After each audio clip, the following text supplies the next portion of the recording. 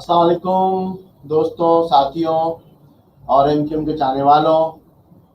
Yet another episode of नक्कारे खुदा लेकर आज हाजिर हुआ हूँ आपकी खिदमत में।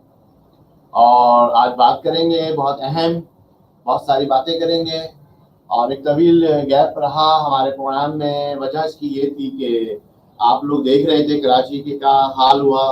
और चूँकि हम भी कराची में ही रहते हैं तो कराची की सारी सूरत हाल की हम भी शिकार रहे और ऑलमोस्ट पूरा कराची रहा। जो कराची का हाल रहा, बारिश, बरसात, सड़कें बंद और सड़कें जो है वो नाले और दरिया बन गई।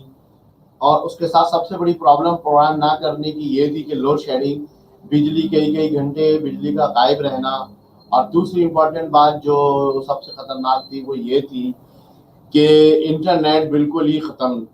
तो ऐसे में प्रोग्राम करना समझ लें कि जुए शीर लाने के मुतरादिफ था।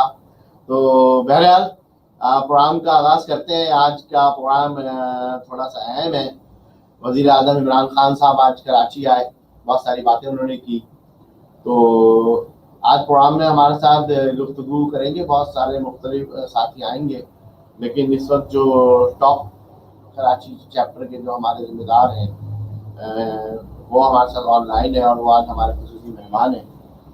और तो वेलकम करता हूँ काशिफ इंजीनियर भाई को, इंचार्ज है कराची चैप्टर के, मेंबर है वहाँ से। काशिफ भाई कैसे हैं? अल्लाह का शुक्र, थैंक यू। अल्लाह का शुक्र, थैंक यू शाहिद भाई, बहुत शुक्रिया आपका, आपने आज के प्रोग्राम में मुझे लिया। अभी बात करेंगे जरा 2000 किस्म की काशिफ भाई, आप भी लगे हुए हैं शाहिद भाई एमक्यू वापस लेनी है जी। शाहिद भाई पहले तो आज खुशाइन बात यह है, आज वजीर आजम ने 1100 अरब रुपए का पैकेज दिया है और इसमें आर्मी चीफ के पर्सनल कंसर्न था। और आर्मी चीफ का पर्सनल कंसर्न के बाद कराची में मतलब खुशाइन बात तो है, पैकेज तो आ गया है। अब मसला पैकेज आने के बाद पैकेज किन के हाथों में आता है? पैकेज उन्हीं के हाथों में आता है जो कल तक यहाँ पर चोर बाजारी कर रहे थे, जिन्होंने काम नहीं किया, जिनके हाथ में मेयरशिप थी। वही एमकेएम के हाथ में पैकेज आता है और वही सिंध गवर्नमेंट और एमकेएम आपस में करती है काम। तो मैं समझता हूँ फिर एक मरतबा फिर काम नहीं हो सकेगा, क्योंकि मेयर कराची को सिंध गवर्नमेंट बोलती है 1,46 अरब रुपए हमने दिए हैं। तो मुझे बताया जाए सालाना मतलब 26 अरब रुपए सालाना मिले उनको और 46 अरब रुपए अलग से मिले। इसका हिसाब कौन देगा? मेयर बोलते पैसे नहीं मिले मुझे। 15 अरब रुपए डिस्ट्रिक्ट एडीपी पे मिले उनको, सही है। 2-2 करोड़ पे उनको अपने डिस्ट्रिक्ट के, अपने यूसी चेयरमैन को डिस्ट्रिक्ट के कामों के छोटे छोटे मंसूबे के लिए मिले। 700 मंसूबे बन सकते थे। 15 अरब रुपए डिस्ट्रिक्ट एडीपी पे 700 अरब मंसूबे थे। 700 मंसूबे कराची में छोटे बन सकते थे। एक मंसूबा मुझे कोई मॉडल मंसूबा दिखा दें, कोई एक ऐसी चीज दिखा दें जो मेयर ने कराची में करी हो, सही है ना, या इधर काम किया हो। मेयर जिस हल्के से खड़ा हुआ लाइंस एरिया से जीता, यूसी चेयरमैन लाइंस एरिया गए हो, लाइंस एरिया में मेयर का दिखाया मैं लाइंस एरिया क्या हाल हुआ है। लाइंस एरिया में कचरा है, पानी है, लाइंस एरिया की इस टाइम बुरी हालत हुई है। तो मेरा कहने का मतलब है 2 करोड़ रुपए 700 छोटे मंसूबे वो नहीं हुए, डिस्ट्रिक्ट को अलग पैसे मिले। 130 यूसी चेयरमैन तकरीबन उनके इंचार्जेस है 130 को हर महीने के 5 लाख रुपए वो मिलते थे छोटे काम करने के। तो छोटे काम भी नहीं हुए।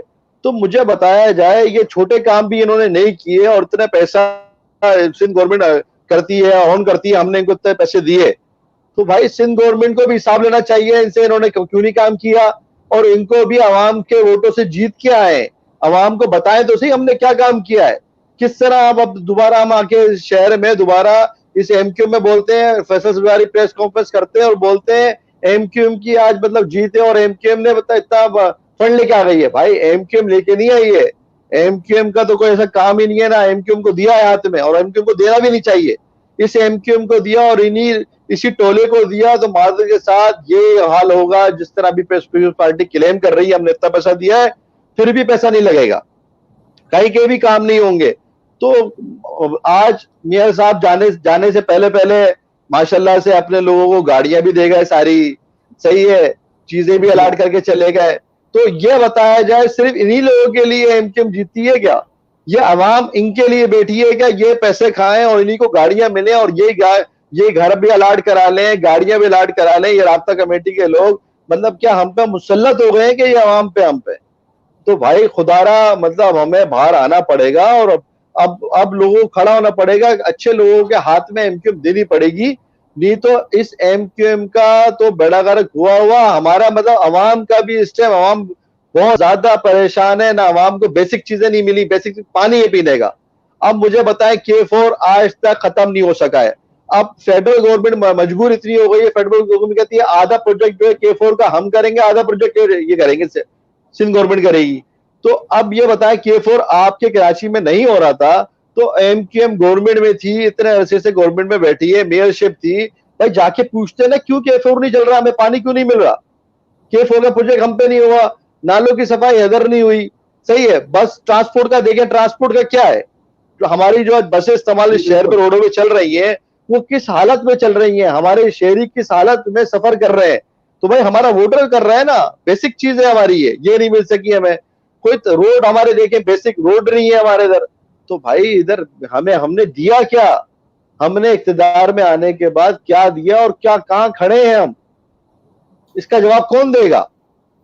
तो मैं बिल्कुल समझता हूं अब शायद भाई, अब हमें कोई ऐसा अमल आवाम को निकलना होगा, और अब देखें वो दौर गुजर गया, अब इनसे सवाल नहीं होंगे। अब देखें इलाकों में तो लोग इनको मार रहे हैं, इलाकों में पीएमटी कोई लगाने जा रहा हो, खड़े हो तस्वीर लगाने के लिए, मलिर में लोगों ने बोला भाई तुम क्यों आ गए, लोगों ने मारा है इनको। जी इसी तरह बिल्कुल। हैदराबाद में लोगों ने मारा है। तो कहने का मतलब है अब ये नौबत तो आ गई, इससे बड़ी इससे बड़ी बेगैरती में कहूंगा, या मतलब इससे बड़ी शर्मिंदगी की बात क्या है? चीफ जस्टिस ऑफ पाकिस्तान कहते हैं भाई जान छोड़ो, फिर भी हाँ जान नहीं छोड़ रहे। सर, मतलब भाई मैं तो कहता हूँ उसी टाइम शर्म आनी इस्तीफा दे चाहिए। देना चाहिए था इनको, चले जाना चाहिए था, बोलते भाई आज हम काम नहीं करेंगे, कहते वोट लेके आया हूं, भाई तो वोट लेके आओ तो शर्म तो करो, जिस अवाम का वोट लेके आओ उस अवाम को तुम जहर दो के मारेंगे, क्या करके मारोगे, क्या दोगे तुम दे क्या रहे हो इस अवाम को? तो बड़े अफसोस की बात है। बिल्कुल तारिक एमके मेरे भाई, बिल्कुल सही बात है आपका, कहना बिल्कुल दुरुस्त है। और अभी हम आगे भी इसमें मजीद बात करेंगे। पहले हम ये डिस्कस करें जो वजीर आजम इमरान खान साहब ने दिया है, क्या पैकेज दिया है कराची को। पहले तो ये देखने कहते हैं कराची का जो सर्कुलर रेलवे है उसको जी इसी जी पैकेज के जरिए मुकम्मल किया जाएगा। ठीक है, ये कहीं सर्कुलर रेलवे वही वाली लॉलीपॉप ना हो जो हैदराबाद वाली यूनिवर्सिटी थी। दूसरे ये कहते हैं कि जो एनडीएमए नाले साफ कर रही है, नाले साफ कर रही है और करेगी, तो ये बात भी समझने से बाहर है कि जो छठा स्पेल आया था उसके बाद यही कहा गया था कि एफडब्ल्यू और एनडीएमए ने मिलकर कराची के नाले साफ कर दिए हैं। लेकिन आप ये देखें कि कोई भी नाले साफ हुए नहीं हुए। लेकिन जब सातवां स्पेल आया है तो कराची का और सत्यानाश हुआ और करोड़ों रुपए वो कहा गया कि इन नालों की सफाई के मद में इस्तेमाल हुए। वल्लाह आलम हुए नहीं हुए, क्या हुआ अल्लाह बेहतर जानता है। फिर ये कहते हैं कि जी सेवरेज का जो सिस्टम है वो 1100 अरब रुपए का जो इन्होंने पैकेज दिया है उसका हिस्सा है। अब देख लेते हैं, चले ये तो आज के सारे वो लॉलीपॉप्स हैं जो वजीर आजम देकर गए। अच्छा, कहते हैं जी कराची के लिए हम 1100 अरब का तारीखी पैकेज लेकर आए हैं। अब देखें सवाल ये पैदा होता है कि क्या मतलब ये किसको बेवकूफ बना रहे हैं, क्या कर रहे हैं कराची में। हम तो ये सोच रहे थे, कई दिनों से ये चल रहा था वजीर आजम आ रहे हैं, जुमेरात को आ रहे हैं, फिर कहेंगे जुम्मे को आ रहे हैं, फिर कहा गया कि हफ्ते को आ रहे हैं। अच्छा, दूसरी तरफ पीपल्स पार्टी ने एक जो खबर आई है अभी तक, इसका नोटिफिकेशन अभी मेरे ख्याल में जारी हुआ है या नहीं हुआ है, जो कराची में पहले एडमिनिस्ट्रेटर हाँ कमिश्नर जो थे पहले शहलवानी इफ्तिखार साहब, शर्मानी, जी हाँ इफ्तिखार इफ्तिखार शर्मानी। शहलवानी को जो है वो एडमिनिस्ट्रेटर पीपल्स पार्टी लगा रही है। तो डेफिनेटली वो पीपल्स पार्टी के ही हुए, फिर इसका मतलब तो यही हुआ ना, इफ्तिखार शहलवानी को अगर पीपल्स पार्टी लगा रही है। अच्छा, ये समझ में आ रहा था कि इस वक्त जो है पीपल्स पार्टी को एडमिनिस्ट्रेटर नहीं लगाने दिया जाएगा और कराची को वफाक से कंट्रोल किया जाएगा। आइन में इसकी क्या जो सुकम है उसको दूर किया जाएगा। फरोग नसीम साहब बड़ी बातें कर रहे थे और गवर्नर साहब बड़ी बातें कर रहे थे, असद उमर साहब बड़ी बातें कर रहे थे, फैसल वाडा बड़ी बातें कर रहे थे, जो जितने भी इनके वफाकी वुजरा हैं, शहजाद अकबर साहब है वो बड़ी बातें कर रहे थे। इवन के शिबली फराज साहब ने भी बहुत कहा कि जी कराची को जो है वो एक अलग से एडमिनिस्ट्रेटिवली वफाक से चलाया जाएगा। लेकिन आज क्या हुआ, आज वही ढाक के 3 पार्ट। 2 घंटे का वजीर आजम साहब ने कराची का विजिट किया है। अब 2 घंटे की विजिट में आकर उन्होंने ये ऐलान किया है जी 1100 अरब रुपए का पैकेज दे रहे। भाई 1100 अरब रुपए का पैकेज आप हमें अपनी खैरात थोड़ी दे रहे हैं। कराची तो इससे ज्यादा डिजर्व करता है। 3000 अरब रुपए कराची सालाना पूरे पाकिस्तान को कमा के देता है। अगर आप उसमें से 300 अरब रुपए सालाना का भी पैकेज देते हैं ना हमारे लिए, तो कोई खैरात नहीं है, आप हम ही से कमा के हम ही को वापस दे रहे हैं। तो अच्छा सवाल ये पैदा होता है कि ये एमक्यू पाकिस्तान जिनके बुजुर्ग हैं जो हुकूमत में शामिल है, वो एक और लॉलीपॉप चूसने के लिए तैयार है या नहीं। हैदराबाद यूनिवर्सिटी के बारे में कहा जाएगा, कुछ नहीं पता। कराची अब इन्होंने ये कहा कि जी सारी चीजें होंगी इसी पैकेज के अंदर होंगी। और अब जो एक हम इम्प्लीमेंटेशन कमेटी बना रहे हैं, इम्प्लीमेंटेशन कमेटी में पीपल्स पार्टी के भी लोग होंगे। वही मेयर चोर जो चोरी करके गया है, मेयर कराची, एमक्यूएम पाकिस्तान के भी लोग होंगे। अब ये सारी चीजें क्या कराची वाले देख रहे हैं, क्या कराची वाले इन तमाम चीजों में एक्सेप्ट करते हैं नहीं करते हैं। आज हम इस पे ओपन डिबेट भी करेंगे। हमारे साथ जो अभी लाइन पर है, हमारी आज से हमने एक यह सिलसिला शुरू किया है। हमारे एक पुरानी साथी हैं रहमा जिलानी वाजी, और वो आज से इस प्रोग्राम को होस्ट भी करेंगी और हमारे साथ मौजूद हैं। तो अस्सलाम वालेकुम रहमा जी, आपको प्रोग्राम में वेलकम कहते हैं। और वालेकुम अस्सलाम। नक्कारे खुदा, ये नक्कारे खुदा जो प्रोग्राम है, बेसिकली ये शेर का हमने एक तफसीर की है कि ज़बान खल्क़ को नक्कारे खुदा समझो, बुरा कहे जिसे दुनिया उसे बुरा समझो। तो आपने हमारे प्रोग्राम देखे हैं और आज आप हमारे प्रोग्राम में शामिल भी हुई हैं। काशिफ इंजीनियर भाई आज हमारे साथ मौजूद हैं, और भी दीगर हमारे साथी जो हमारे लाइव कॉलर हैं वो मौजूद हैं। मैं अभी वक्फे से उनका तारुफ भी कराता हूँ आपसे। तो एक चीज़ यहाँ मैं बताना चाह रहा हूँ कि जो एक छोटा सा मैंने फेसबुक पर स्टेटस लगाया था, आप लोगों के सामने स्क्रीन पे आ रहा होगा कि इलेक्शन कमीशन ऑफ पाकिस्तान ने बल्दियाती हल्का बंदियों का आगाज करना है 9 सितंबर से। अब बल्दियाती जो हल्का बंदियों का जो आखिरी जो हल्का बंदियां हुई थी वो हुई थी 2018 में, और इलेक्शन कमीशन ऑफ पाकिस्तान ने ये जो हल्का बंदियां की इलेक्शन 2018 के लिए की थी। लेकिन इस पे बहुत बड़ा क्वेश्चन मार्क है कि कराची की आबादी क्या है। नॉर्मली नाजरा का रिकॉर्ड से देखा जाए, वोटर लिस्टों का कंपैरेटिवली रिकॉर्ड हम देखें जो, और हमारी अपनी जो तहकीकात हैं, जो स्टैटिस्टिक्स जो आते हैं, कराची की आबादी कम से कम 3.5 करोड़ अफराद पर मुश्तमिल है। जबकि जो 2017 की मरदमशुमारी हुई है उसमें कराची की आबादी को 1 करोड़ 40 लाख दिखाया गया। अगर 1 करोड़ 40 लाख की आप आबादी दिखाते हैं तो आपकी ये कराची की 21 कौमी असेंबली की सीटें बनती है। लेकिन अगर आप 3.5 करोड़ की आबादी दिखाते हैं तो कराची की सीटें तकरीबन 42 बनती है। अब ये कदगन लगाया है, किसने लगाया है?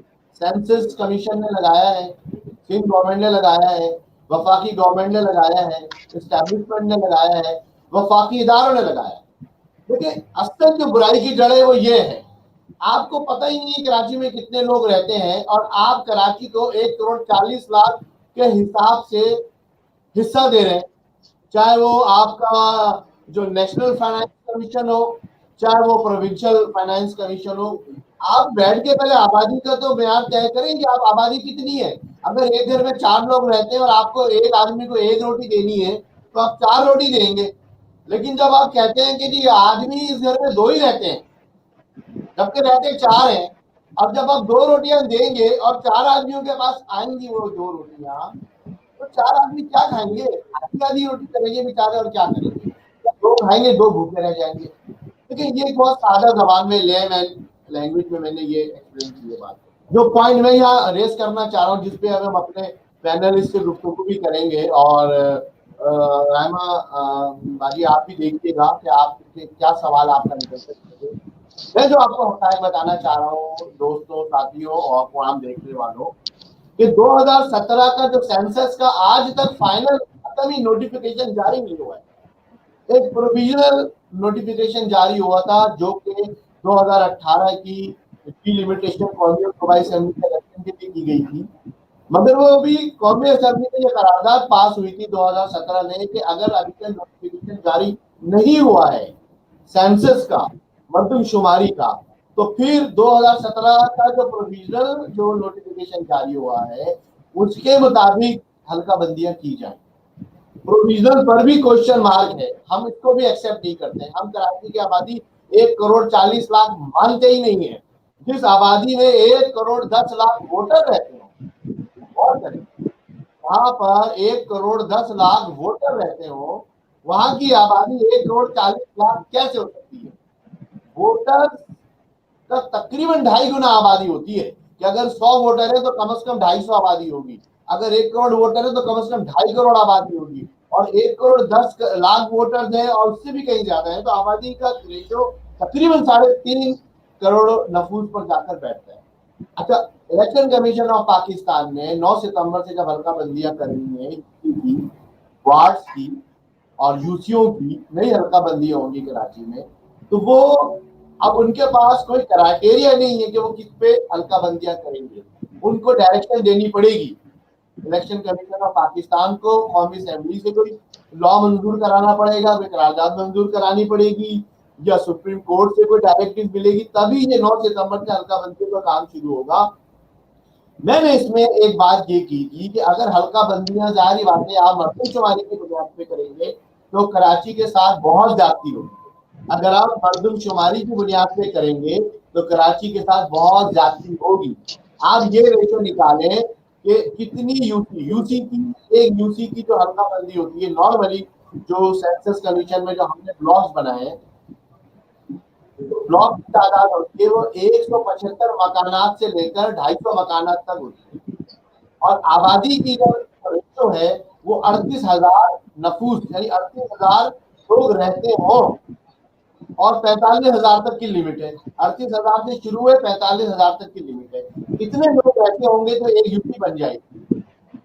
अच्छा, अब अगर एक यूसी 38,000 लोगों पर बनती है तो कम से कम वहां पर जो कैलकुलेशन, जो रेशो आता है वोटर का, तो 12 से 15,000 वोटर होने चाहिए।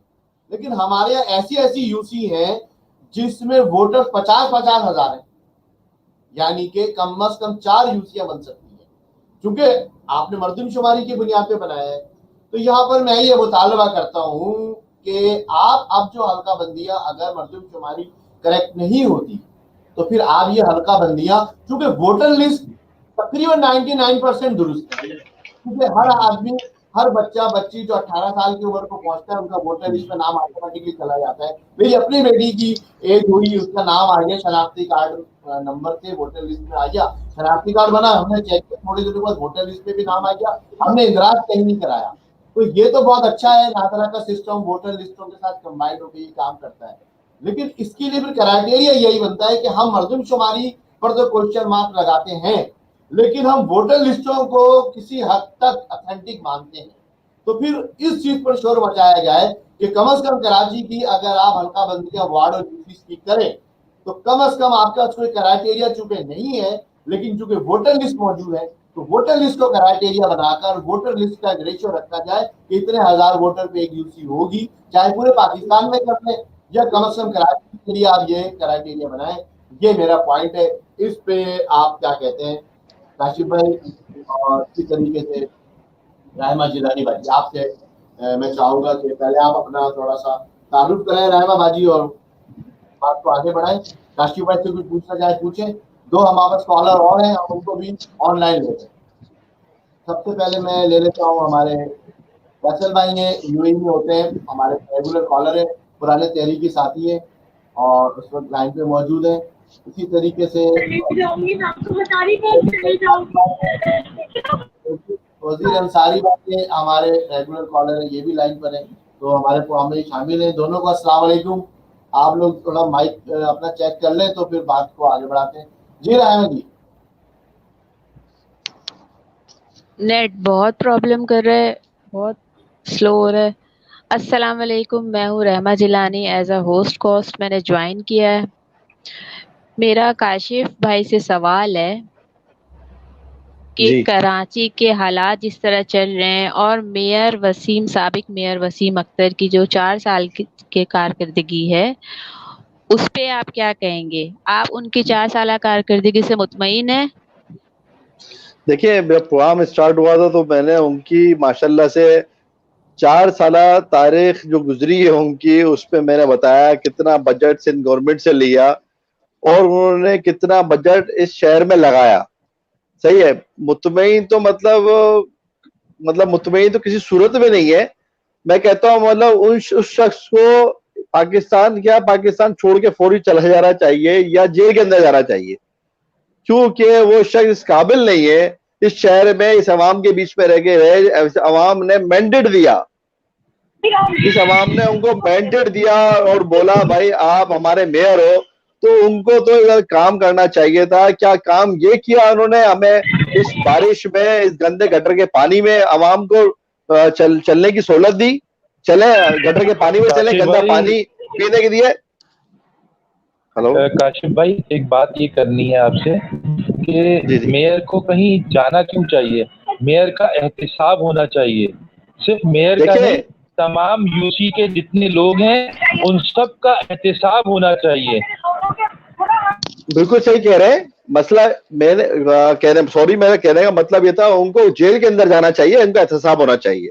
सही है, और जितने भी यूसी चेयरमैन हैं इनका भी एहतसाब होना चाहिए कि 5-5 लाख रुपए इनको मिले हर महीना, उन्होंने कहाँ लगाया? कुछ छोटे काम किए सहूलत के लिए? लोगों के कचरा उठाया लोगों का? नहीं। हमारे शहर में आज कराची शहर मतलब कचरे का मतलब कूड़ा कचरा बन गया है कराची शहर। सही है, हमारे शहर में आज स्ट्रीट लाइटें नहीं है, हमारे शहर में रोड नहीं है, हमारे शहर में पानी नहीं है, हमारे शहर में ट्रांसपोर्ट नहीं है। तो हमने क्या किया है भाई इस शहर में? हमने क्या दिया है? अभी बात कर रहे थे शायद भाई मर्दमशुमारी की, मर्दमशुमारी या सेंसस की जो बातें फैटे बता रहे हैं, इस पे बताए आवाज किसको उठानी चाहिए? इस पे इख्तियार में कौन है?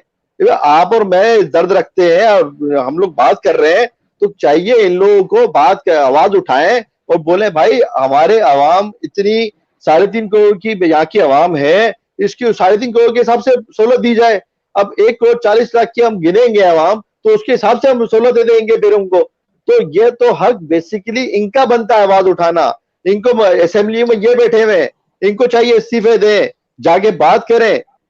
आज डिस्ट्रिक्ट बन गया अपने किमाड़ी का, तो भाई ये बताया जाए डिस्ट्रिक्ट किमाड़ी मतलब इतना ये बोलते हैं भाई डिस्ट्रिक्ट किमाड़ी जो बनाया गया है वो इसलिए बनाया गया है कि मतलब अपराधी कुव्वत वहां पर ज्यादा है, आवाम ज्यादा है और एक अपने डिप्टी कमिश्नर काम नहीं कर सकता। फिर डिप्टी कमिश्नर काम नहीं कर सकता तो फिर ये बताया जाए फिर सीएम भी 2 होने चाहिए। सही है, चीफ सेक्रेटरी भी 2 होने चाहिए। तो सीएम तो एक काम कर रहा है और चीफ सेक्रेटरी भी एक काम कर रहा है। तो ये बताया जाए इधर वहां पर डिप्टी कमिश्नर तो एक नहीं चला सकता। तो फिर सेंट्रल में भी इसी तरह के हमारे आवाम बहुत ज्यादा है आगे। फिर हमारे साथ इधर दूसरी जगह भी देखा जाए क्या किस रेशो से बनाया जा रहा है, किस रेशो से एमपीएस एमएनए की सीटें दी जा रही है, वहां तो वो नहीं हो रहा, सिर्फ हो रहा है। भाई आपसे एक सवाल है, वो ये कि एडमिनिस्ट्रेटर जो है ना एज पर आइन 120 दिन के लिए तैनात होता है। क्या 120 दिन के अंदर अंदर हुकूमत इस काबिल होगी लोकल गवर्नमेंट के वो बल्दियाती इंतखाबात करवा दे? देखिए मैं समझता हूँ नेक नियति से इंसान का नेक नियति हो और इंसान सोचे मतलब मुझे कोई काम करना है तो फिर तो काम हो सकता है। अदरवाइज मैं समझता हूँ मतलब सिर्फ 120 दिन क्या, आपको 1 साल भी मिल जाएगा, 365 दिन भी मिल जाएंगे, तो नियत अच्छी नहीं होगी और काम करने का इरादा नहीं होगा तो आप कुछ भी डिलीवर नहीं कर सकते। वरना डिलीवर करना चाहे तो आप कुछ बहुत कुछ डिलीवर कर सकते करना चाहे। काशिफ भाई आप मेरा सवाल नहीं समझे। मेरा सवाल ये है कि एडमिनिस्ट्रेटर सिंध हुकूमत ने अपनी मर्जी से तैनात किया है, ठीक है, एज पर उनकी यहाँ पर बेसिकली जो है वो हुकूमत है और वो सिंध गवर्नमेंट उनकी है। लेकिन एडमिनिस्ट्रेटर की जो एज पर आइन जो है वो मुद्दत जो होती है वो होती है 120 दिन के अंदर अंदर आपने इंतखाबात बल्दियाती इंतखाबात कराने होते हैं। तो क्या, क्योंकि मैं मुझे जो नजर आ रहा है केपीए में अब तक जो है वो मई 2019 से अब तक कोई इंतखाबात में वहाँ पे सारी जो है असेंबलियाँ मतलब बल्दियाती जितने भी नुमाइंदे थे सबको बर्तरफ कर दिया गया। इसी तरह पंजाब में भी जो है काफी टाइम हो गया, वहां पे भी अभी कोई पेशरफ नहीं है। तो क्या कराची में भी इसी तरीके से इस बल्दियाती निज़ाम को डिले किया जाएगा या हो जाएंगे टाइम पे? देखिए, मेरी अपनी एक नाकिस राय कह लें, या मतलब मेरी अपनी सोच जो है, उसके हिसाब से तो ये मैं समझता हूँ बल्दियाती इलेक्शन अभी नहीं होते, और अभी मतलब 120 दिन में नहीं हो पाएंगे बल्दियाती इलेक्शन। मेरी तो अपनी राय है। शुक्रिया काशिफ भाई, शुक्रिया जी काशिफ भाई, ये साकिब भाई हमारे जिम्मेदार कोरंगी टाउन के मौजूद हैं। साकिब भाई अस्सलाम वालेकुम, कैसे हैं? वालेकुम सलाम जी, अल्लाह का शुक्र है। और मौजूद तमाम पैनलिस्ट को प्यार भरा अस्सलाम वालेकुम। वालेकुम सलाम। क्या कहेंगे साकिब भाई, क्या सूरत हाल है? भाई- कागज में पानी उतर गया कोरंगी के यूसियों का, या अभी पानी और कीचड़ है वहां पे? और कोरंगी भाई- क्रॉस की क्या सूरत हाल है? सुना आज ओवरफ्लो हो गया फिर? जी, आज दोबारा भाई वहाँ पे आ गया था, और लेकिन बड़ी मतलब ताज्जुब हुआ कि वहाँ पे पुलिस भी थी, रेंजर्स भी थी, तो आवाम जो है ना भाई वो रुकी नहीं, वो जाना जो है वो बरकरार रखा ना। अच्छा मैं जो बात करना चाहूंगा, आज पास एक कॉल थी एक बाजी की ना, तो उन्होंने मुझे अपने घर कोरंगी की ही बाजी थी, तो मैं उनके घर के गया, तो उनके घर के बाहर तकरीबन 500 गज के रकबे पे कचरा था, जो तकरीबन 3-4 फीट जो है ना वो ऊपर था। बहुत ज्यादा नाराज थी, और सांस की भी वो पेशेंट है ना, मतलब उनकी सांस भी सही नहीं आता, तो वो कह रही कचरा भी लोग जलाए जाते हैं। तो मेरा सवाल भाई ये है, असल में अब मेयर साहब तो जो करना था वो करके चले गए। अब जो मेरे जैसे कारकुन हैं जो ग्राउंड पर हैं, हम लोग काम कर रहे हैं, अब आने वाले जो बल्दियाती इलेक्शन होंगे उसमें हम मतलब किस तरीके से सर्वाइव करेंगे?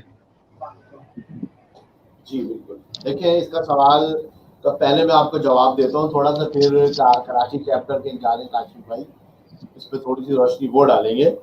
वजह ये है साकिब भाई, जो आपका सवाल है ना, उसके लिए मैं आपको पहले कुछ चीजें दिखाता हूँ, आप जरा देखें स्क्रीन पे, आपको नजर आ रहा है? ये हमारे डिस्ट्रिक्ट वेस्ट के साथी हैं सारे, इसमें आपको नजर आ रहे होंगे डिस्ट्रिक्ट वेस्ट की कमेटी के जो ऑलमोस्ट इंचार्ज है शरीफ अली राना भाई, फिर डिस्ट्रिक्ट वेस्ट का पाक कॉलोनी जो हमारा टाउन है उसके साथी है मोहसिन भाई, पाक कॉलोनी टाउन के पुराने सीनियर साथी नदीम फारूक भाई, और ये फिदा भाई लिबर्टियन से भी काम करते हैं और बल्दिया भी देखते हैं, और इसमें बल्दिया के भी साथी मौजूद हैं। कल हमारी मीटिंग्स हुई हैं, हमारे पास बल्दिया से और पाक कॉलोनी से साथियों की तादाद कम थी, और साथी वहां पर इतने ज्यादा जो है वो आराम से बैठे हुए थे, किसी का काम नहीं कर रहे थे, ठीक है ना।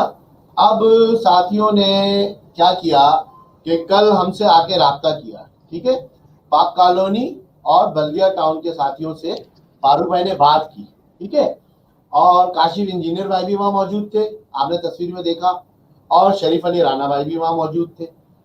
अच्छा, ये तस्वीर मैं आपको इसलिए दिखा रहा हूं कि आप जैसे बहुत सारे साथी जो दिल छोड़ के, थक हार के, हिम्मत हार के, नाला होकर, परेशान होकर, और दिल उनका टूट गया, घर बैठ गए कि कुछ सही नहीं होगा, मैं उनको ये बताना चाहता हूं कि भाई जरा नम हो तो ये मट्टी बड़ी सरखेज है, साथी हैं, उनको थोड़ा सा मोटिवेट करने की जरूरत है। अब ये टाउन कमेटीज और डिस्ट्रिक्ट कमेटीज का काम है कि वो साथियों को निकालें, थोड़ी सी मोटिवेशन करेंगे। एमक्यूएम बहादुराबाद में अब सन्नाटा है, उल्लुओं का राज है, अंजामे गुलुस्ता क्या होगा, हर शाख पे उल्लू बैठा है, जो कहते हैं ना, वो वहां पर बिल्कुल सादिक आ रही है ये चीजें। उनके पास अब साथी नहीं जा रहे, अब साथी आ रहे हैं फारूक सत्तार भाई के पास। वजह यह है कि हमें एमक्यूएम वापस लेनी है, हमें एमक्यूएम को धोना है, धो के खंगाल कर एमक्यूएम को आवाम के सामने एक रिफॉर्मेशन के बाद एक रिब्रांडेड एमक्यूएम को लेकर आना है और लोगों के सामने लाना है, और ये तय करना है कि एमक्यूएम की सत्यानाशी के जिम्मेदार कौन लोग। ये राब्ता कमेटी नहीं, एमक्यूएम अब करप्ट माफिया के जरिए नहीं चलाई जाएगी, एमक्यूएम अब एक सेट ऑफ रूल्स के तहत चलाई जाएगी। एमक्यूएम का आइन नया बन रहा है, एमक्यूएम के बायलॉज नए बन रहे हैं, एमक्यूएम इंशाल्लाह रिफॉर्म हो रही है, और ये रिफॉर्म एमक्यूएम हम दोबारा लागू करेंगे, और बहादुराबाद की ये जो 8 अफराद का जो टोला है इनको जाना पड़ेगा। एक दो तस्वीर में और आपको दिखाना चाहता हूँ, ये देखिए आप, ये कल हमारे साथ हम रिन्यू कर रहे हैं, तंजीम नौ कर रहे हैं सिंध कमेटी, जो हमारा सिंध चैप्टर है। इसमें आपको सिंध चैप्टर के जो ऑर्गेनाइजर हैं असगर अली कॉमरेड भाई, ये नजर आएंगे, वो सामने बैठे हुए हैं। दूसरी तस्वीर में आपको जमीर फैरोजानी भाई नजर आएंगे, जो ज्वाइंट इंचार्ज है सिंध चैप्टर के। ये कल आए, हमने इनके साथ मीटिंग की। और अल्ताफ जैदी भाई, जो कि सीनियर साथी है पूरे पंजाब और पूरे पाकिस्तान की सूबाई कमेटियों को उन्होंने देखा है, उनको हमने जिम्मेदारी दी है कि एज ए ज्वाइंट डिगरा वो अब इन कमेटियों की तंजीमें नौ करें। और दूसरी सबसे अच्छी और इम्पोर्टेंट बात ये देखें आप, फारूक भाई से मिलने आए जो जन्नत गुल काकड़ भाई है, जो कोयटा जोन से, जिनका ताल्लुक है बलूचिस्तान से, जिन्होंने आमिर खान को लेटर हेड पर बबाले दहल उसकी औकात याद दिलाई है कि तुम एमक्यूएम की बाप हो या तुम्हारी एमक्यूएम जागीर है जो तुम एमक्यूएम पे कब्जा कर रहे हो। जन्नत गुल काकड़ भाई कल अपने साथियों के साथ मिलने आए।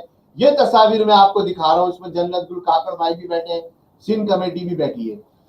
ये तस्वीर मैं आपको साथियों इसलिए दिखा रहा हूं कि ताकि आपको अंदाजा हो कि एमक्यूएम का जो काम है रीऑर्गेनाइजेशन का, एक एमक्यूएम को धोने का, मांझने का, रगड़ के मांझने का, वो काम बड़ी तेजी के साथ जारी है। अब साथी और राब्ता कमेटी के भी मेंबरान जो वहां बैठे हैं, जो आते हैं कभी नहीं, कभी हाँ, कभी आज, कभी कल, सब राब्ते में, लेकिन 8 अफराद से कहते हैं हमारी जान छुड़ा दे, लेकिन हिम्मत नहीं कर रहे आगे आने की। भाई हिम्मत तो करो, ऐसे थोड़ी होता है। आपको सच बात कहने के लिए बड़ा दिल गुर्दा चाहिए होता है साथियों, और फिर उस पर डट जाने के लिए बड़ा जिगरा चाहिए होता है। जैसे काशिम इंजीनियर भाई डटे हुए, जैसे फारूक सत्तार भाई डटे हुए, जैसे जावेद काजमी भाई डटे हुए, जैसे फैज मोहम्मद फैजी भाई डटे हुए, जैसे मैं डटा हुआ हूं, जैसे हमारे स्ट्रक्चर के टाउन्स के साथी डटे हुए हैं। और स्ट्रक्चर में कितना काम हो रहा है, अभी आपको सरप्राइजेस मिलना शुरू होंगे। कई चेयरमैनों ने कहा कि भाई हमारी जान छूटी, लानत भेजते हैं बहादुराबाद को। हम एज ए यूसी चेयरमैन, आप लोगों ने कहा था फारूक भाई ने काम करो, लोगों की जो हम कर सके की। अब इनसे हमारा कोई ताल्लुक नहीं था, हमारा ताल्लुक यूसी से था, लोगों ने वोट दिया था। अब हम फारिग हो गए फारूक भाई, अब हम वापस आना चाह रहे हैं। तो हम एक बहुत जल्दी एक हंगामी इजलास करने वाले, ओआरसी का, मरकजी कमेटी का और कराची चैप्टर के साथियों को बुलाकर बैठेंगे और इस पे काम करेंगे। अब मैं काशिफ भाई से कहूंगा कि थोड़ा सा वो इस बारे में बताएं कि स्ट्रक्चर पे कितना काम हो रहा है, क्योंकि कराची चैप्टर के इंचार्ज है काशिफ भाई। पाकिस्तान का जो सूबाई कमेटी है, पंजाब कमेटी काम कर रही है, बलूचिस्तान कमेटी अनाउंस होने वाली है, गिलगित बिल्तिस्तान कमेटी अनाउंस होने वाली है। आज भी मेरी वहां साथियों से बात हुई, कश्मीर कमेटी हम अनाउंस कर चुके हैं, तंजीम नौ दोबारा कर रहे हैं सिंध कमेटी की, 6 सूबाई कमेटियां हमारी वर्किंग में है, plus Karachi chapter. Hyderabad district का काम टॉप और टॉप चल रहा है, वसीम हुसैन भाई ने वहां पर झंडे गाड़ दिए साथियों। अब देखते हैं बहादुराबाद वालों के पास कौन बचा है। साथियों को मैं ये मोटिवेशन देने के लिए बता रहा हूं कि साथी निकले, आगे आए, एक बड़ा जर्नल का इजलास करते हैं और जाकर बहादुराबाद के 8 अफराद को कान से पकड़कर मरकज से निकालेंगे। ये हिम्मत कर सकते हैं तो साथियों आए, कॉल करें, हमसे बात करें, कॉल खुली है, लिंक दिया हुआ है मैंने। हिम्मत करें, बात करने की हिम्मत करें, अपना दर्द दिल बयान करें, अपनी फ्रस्ट्रेशन निकालें, दुख दर्द में एक साथ होकर काम करते हैं। जी काशिफ भाई। शायद भाई देखिए, पहले तो मैं आपको एक विषय बताऊं, कल की खुशाइन बात ये, पाक कानूनी के हमारे पास साथी, बल्दिया टाउन के साथी हमारे पास हमसे ज्वाइन किया और फारूक सत्तार भाई के साथ नेक नियति के साथ काम करने का अज़म किया। तो खुशाइन बात ये है कि हमारे साथ लोग जुड़ रहे हैं, लोग आ रहे हैं और लोग समझते हैं। देखें, कुछ थोड़ी सी प्रॉब्लम ये थी पहले साथियों को, जो कहते थे यार हमारे साथ कोई, हम केएमसी में है, हम टाउन्स में है, तो हमारी सैलरीज रुक जाएंगी, सैलरी रोक रहे हैं। तो बेचारे वो सैलरी वाले थे और वो कोई ऐसी तो थी नहीं कि कमाई कोई ऊपर की कमाई हो या कोई ऐसा कोई प्रॉब्लम हो, ऐसा कुछ दूसरे बिजनेसमैन हो जो आ जाए काम कर ले, तो वो मजबूरन वहां खड़े हुए थे। तो उनको हमने बोला था इंशाल्लाह आप खड़े रहे, कोई मसला नहीं, जब बल्दियाती निजाम चल जाएगा तो आप कांटेक्ट कर लीजिएगा। तो बहुत तेजी से आप कांटेक्ट कर रहे हैं, टाउन के साथी भी आ रहे हैं। देखिए, कोरंगी टाउन आ गया हमारे पास, लाड़ी टाउन आ गया, शाफसल टाउन आ गया हमारे पास, फिर हमसे राब्ते कर लिए हैं। तो कहने का मतलब है बहुत तेजी से स्ट्रक्चर बढ़ रहा है हमारा। रंचो लाइन आपके सामने है, साउथ में जिस तेजी से काम हो रहा है माशाल्लाह से, और कोरंगी में जिस तेजी से काम हो रहा है, साथी जुड़ रहे हैं। कोरंगी के हमारे पास 3 से 4 चेयरमैन है जिन्होंने हमसे कांटेक्ट कर लिया है। जो पहले भी फारूक सत्तार भाई के साथ खड़े थे कि मजबूरन कुछ चीजें थी उनकी, तो वो वहां चले गए थे बकुल में, हम मजबूर थे, जो भी थे XYZ, अब वो हमारे साथ खड़े हुए। वो कहते थे भाई हम इसलिए वहां खड़े हुए, हमें काम करने का मौका नहीं दिया जाएगा, आपके पास आएंगे तो हमें फंड नहीं दिया जाएगा, इलाके में हम कुछ काम नहीं कर पाएंगे। तो वो इस वजह से वहां खड़े हुए थे। आज आप अब वो इस अज़म के साथ है, इंशाल्लाह ताला MQM को साफ हाथों में देंगे, MQM को शफाफ बनाएंगे और करप्ट टोले से मतलब MQM को लेंगे। तो शायद भाई अब बहुत तेजी से काम बढ़ रहा है और सरजानी में भी बहुत तेजी से साथी हमारे पास आ रहे हैं और बहुत जल्द हम एक बड़ा इजलास करने जा रहे हैं, जगह का इजलास करने जा रहे हैं, तमाम टाउन्स का, यूसीस के जिम्मेदारान और कारकुनान का इजलास करने जा रहे हैं। और वो एक ही एजेंडे पे बात करते हैं, तमाम साथी हमारे पास आते हैं और एक ही बात करते हैं, कहते हैं भाई अब बस बहुत टाइम हो गया, अब हैदराबाद और MQM को लिया जाए। तो अब वक्त करीब आ गया, इंशाल्लाह ताला कोई लायामल हम बनाएंगे ऐसा जो MQM भी ले और हैदराबाद में अब जाके हमें बैठना है, क्योंकि अब वक्त करीब आ चुका है इनके एहतसाब का। आवाम भी एहतसाब लेने के लिए तैयार है और कारकुन भी एहतसाब लेने के लिए तैयार है। तो ये है अभी प्रोग्रेस। हैदराबाद वालों से अच्छे अच्छे लोगों को चुन के लिया जाए, सिर्फ ये 8 टोलों के अलावा। देखिए बाजी, मसला सारा ये है, थोड़ा सा ये बताया जाए, तमाम लोग हैदराबाद में भी खराब नहीं है। हैदराबाद में भी जो चंद लोग बैठे हुए हैं वो इसी वजह से बैठे हुए हैं, कहते हैं भाई चले MQM को लेने में, हम यहाँ पे काम कर रहे हैं, MQM लेंगे और फारूक के साथ खड़े हैं, और कुछ मजबूरियां हैं या मतलब वो फैसला नहीं कर पा रहे।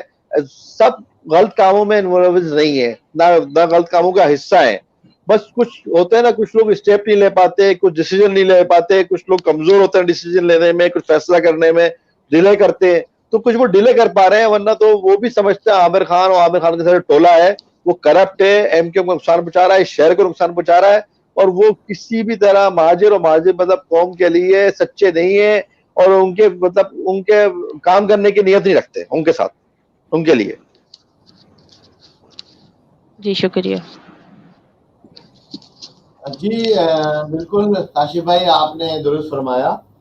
और साथियों, जो लोग कमेंट कर रहे हैं हमारे इस प्रोग्राम के ऊपर फेसबुक पे, खास तौर पे लिंक मैंने दिया हुआ है, आप लिंक के जरिए आएँ, अपनी गुफ्तगू में शामिल हो और खुल के बात करें। कराची को अगर बचाना है तो पहले MQM को बचाना होगा और MQM को बचाने के लिए हम काम कर रहे हैं। जो MQM पे माफिया बैठी हुई है, मैं आपको बताऊं, आज हमारी 22 अगस्त की कोर्ट की डेट थी, 4 राब्ता कमेटी के मेंबर वहाँ ऐसे थे जो यही कह रहे थे कि कब आ रहे हो यार, कब इनसे जान छूटेगी। 20 अफराद हैं राब्ता कमेटी के, जैसे काशिफ भाई ने बोला कि अच्छे तो हैं सब, काशिफ भाई की बात सही है, लेकिन उनके अंदर हिम्मत नहीं, अपने लिए अच्छे हैं। अगर आपके अंदर हिम्मत है, आप अच्छे हैं, आप बाहर निकले। सबसे बड़ी बात जो मैं राब्ता कमेटी के लोगों से नाला हूं, मुझे अफसोस हुआ, दिल टूटा मेरा, कि फारूक भाई को एक फ्रॉड के जरिए हटाया गया और राब्ता कमेटी के मेंबर इंक्लूडिंग खालिद मकबूल सिद्दीकी भाई, उनको ये बात पता है कि कोई राब्ता कमेटी का इजलास नहीं हुआ जिसमें करारदाद पेश हुई, कोई नहीं हुआ। एक लेटर हेड पे कमर नवीद के नाम से करारदाद बनाई और जो वहां पर हाजिरी शीट लगाकर कहा था इलेक्शन कमीशन को कि ये लोग हैं जिन्होंने फारूक सत्तार को हटाने के लिए करारदाद पे दस्तखत किए। आज भी वो लोग कहते हैं हम नहीं चाहते थे फारूक भाई को हटाना। अरे भाई, अल्लाह के बंदों, नहीं चाहते थे, अब तो आ जाओ सामने, अब तो बोलो MQM बचा लो। मेरे भाइयों, राब्ता कमेटी का एक एक वोट कीमती है। अगर 20 लोग राब्ता कमेटी के आ जाए एक तरफ, तो ये सीनियर डिप्टी कन्वीनर भी फारिग हो सकता है, सारे डिप्टी कन्वीनर भी फारिग हो सकते हैं, नए deputy convener, senior deputy convener, राब्ता कमेटी के 20 लोग मिलकर बिठा बना सकते हैं। और वो राब्ता कमेटी जो 31 अक्टूबर 2016 को इंटर पार्टी इलेक्शन से आई थी, वो राब्ता कमेटी नहीं जो इन्होंने अपने गवर्नमेंट मुलाजिमीन को डालकर एक 50-60 रुपये राब्ता कमेटी बनाई है। उस राब्ता कमेटी की कोई हैसियत नहीं है, चाहे वो वसीम अख्तर कोई डिप्टी कन्वीनर बना दिया हो। वसीम अख्तर कोई कानूनी डिप्टी कन्वीनर नहीं है, इनको माल खिला रहे थे इसलिए डिप्टी कन्वीनर है। फैसल सब्जारी को गाड़ी खरीद के दे दी 1.5 करोड़ के लिए, इसलिए वो डिप्टी कन्वीनर है। यही आमिर खान फारूक भाई से कहते थे जब 2017 में कि वसीम अख्तर को लगाम डाले, वसीम अख्तर को लगाम डाले, वसीम अख्तर पे कंट्रोल करें। और जो फारूक भाई ने कंट्रोल करने की बात की तो वसीम अख्तर ने क्या पता नहीं जादू पड़ा, ये वसीम अख्तर के साथ मिल गए सारे लोग। तो ये मैंने कमेंट डाला है, ये तला राजपूत है, ये ऐसी नेगेटिव कमेंट करते हैं, ये आप पढ़े तमाम लोग, कहते तुम लोगों ने एक दूसरे को नीचा दिखाने के लिए पूरी महाजिर कौम को रुसवा कर दिया है। अब ये ऐसे लोगों को, ये तला राजपूत जैसे लोगों को मैं क्या बोलूं? इनसे पूछे इन्होंने कितना ऐसा काम किया है जो रुस्वा कर, हमारे के रुस्वा कर दिया है। तला राजपूत अगर तुम सुन रहे हो लाइन पर आओ, मुझे बताओ। और भाई एक कन्वीनर को फ्रॉड के जरिए हटा दिया, मेयर से हिसाब मांगा। अगर ये 2017 में मेयर हिसाब दे देता, आज मेयर फारिग होता और इसको हम लोग टांग देते राब्ता कमेटी में बुलाकर 2 साल पहले ही। इसकी हिम्मत ही नहीं होती कि ये अरबों रुपए खा जाता। तला राजपूत जवाब दे रहे मुझे अब, या इस जैसे जितने लोग बैठे हैं जवाब तो दो, हिम्मत है तो सवाल करना तुम्हें आता है। ये जाहिल कारकुन है इस तरह के, जो राब्ता कमेटी को जाके उनके हाथ मजबूत करते हैं। अब अरशद हसन को देख रहे हैं, अभी मेरे पास तस्वीरें आई हैं उनकी, जो केएमसी की गाड़ियां हैं, Fortuner, double cabin, Vigo, Toyota, Corolla, वो अलग है। जो कैफुल वरा, फरीद ताजिक, राशिद सब्जवारी, पूरी मीडिया में रिपोर्टें चल रही है, जो बंदर बाट करके मेयर गया है, अंधा बांटे रेवड़ियां अपने अपनों को, आप सब ने वो रिपोर्टें देखी होंगी। मगर इनकी अपनी जाती गाड़ियां भी हैं। रियान हाशमी की डबल कैबिन है, अरशद हसन जो डिप्टी मेयर थे उनकी डबल कैबिन गाड़ी की मैं भी आपको तस्वीरें दिखाता हूँ।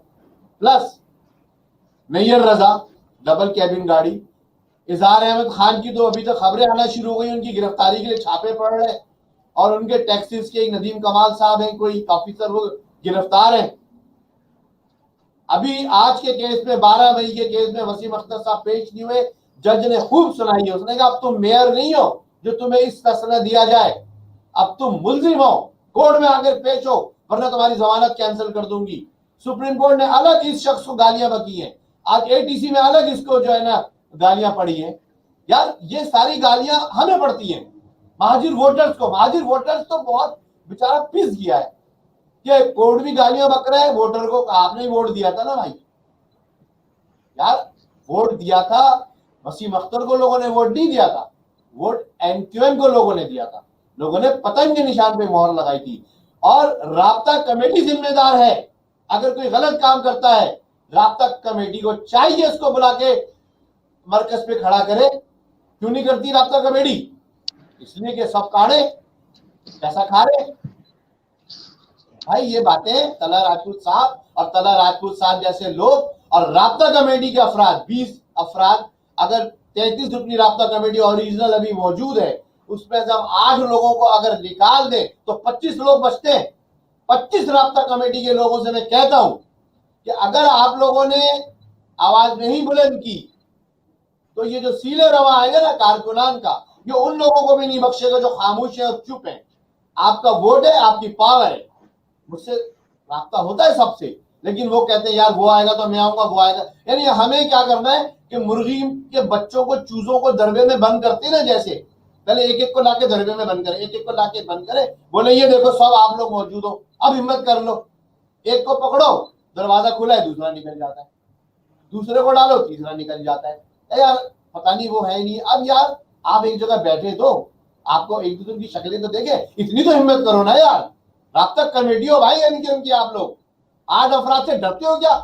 इनके अब्बू जो इन्होंने बनाए हुए थे ना अपने, जो झूठ कहते थे ये लोग कि हमारे राब्ते, वो सब चीज झूठ थी।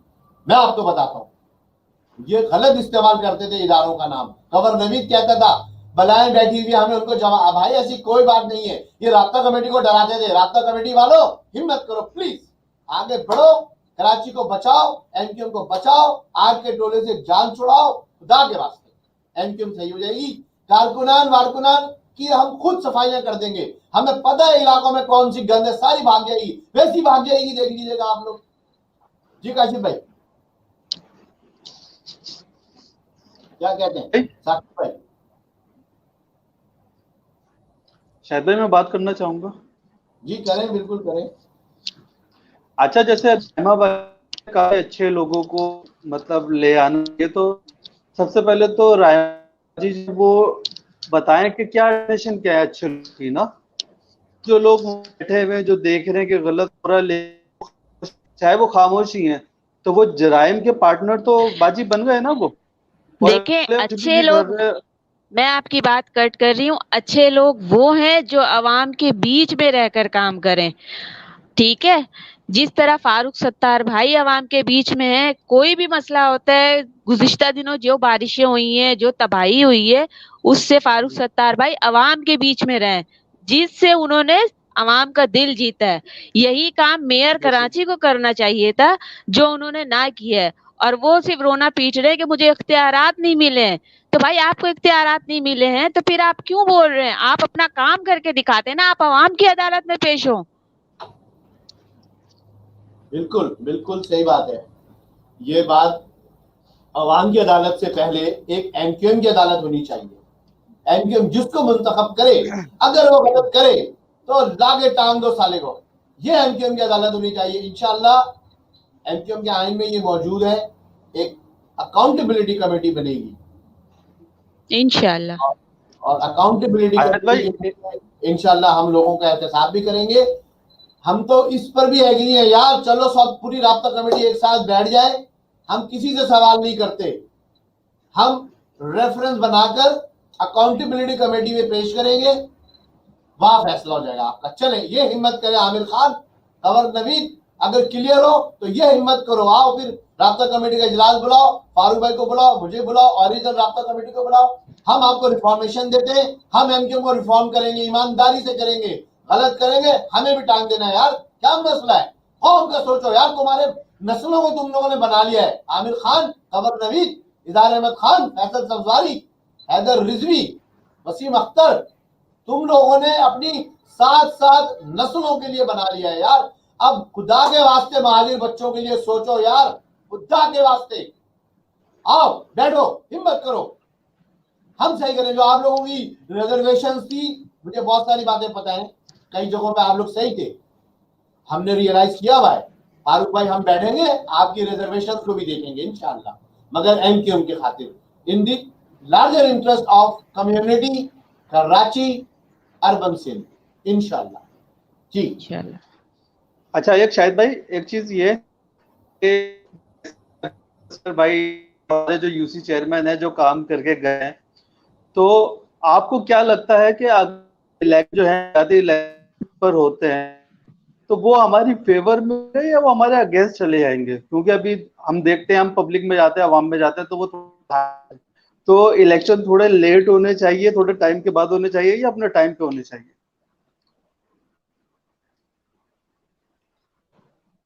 भाई? हेलो जी जी जी, मैंने सुन लिया, मैंने आपकी बात सुन ली। अब इंट्रा पार्टी इलेक्शन की बात कर रहे हैं ना साकिब भाई? जी जी, आप इंट्रा पार्टी इलेक्शन की बात कर रहे हैं ना? शायद मेरी आवाज आ रही? जी मुझे आपकी आवाज आ रही है, क्या मेरी आवाज नहीं आ रही आप लोगों को? आ रही है जी आवाज। जी जी जी, आ रही है। मैं आपसे कह रहा हूँ, अच्छा, आप इंट्रा पार्टी इलेक्शन की बात कर रहे हैं ना? नहीं नहीं, मैं इंट्रा पार्टी इलेक्शन की बात नहीं कर रहा, मैं बल्दियाती की बात कर रहा हूँ। देखिए भाई, मैंने आपको एक आईनी जो इस वक्त प्रॉब्लम क्रिएट होने वाली है, मैं पहले से बता रहा हूँ। 9 सितंबर से बल्दियाती हल्का बंदियां शुरू होनी है, लेकिन बल्दियाती हल्का बंदियां किस क्राइटेरिया पे होगी?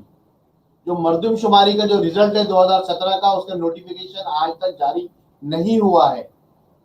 ये कौमी असेंबली में करारदाद पास हुई थी, प्रोविजनल, जो इसका प्रोविजनल एक जो जारी हुआ था नोटिफिकेशन, उसका फाइनल हतमी नोटिफिकेशन जारी नहीं हुआ है।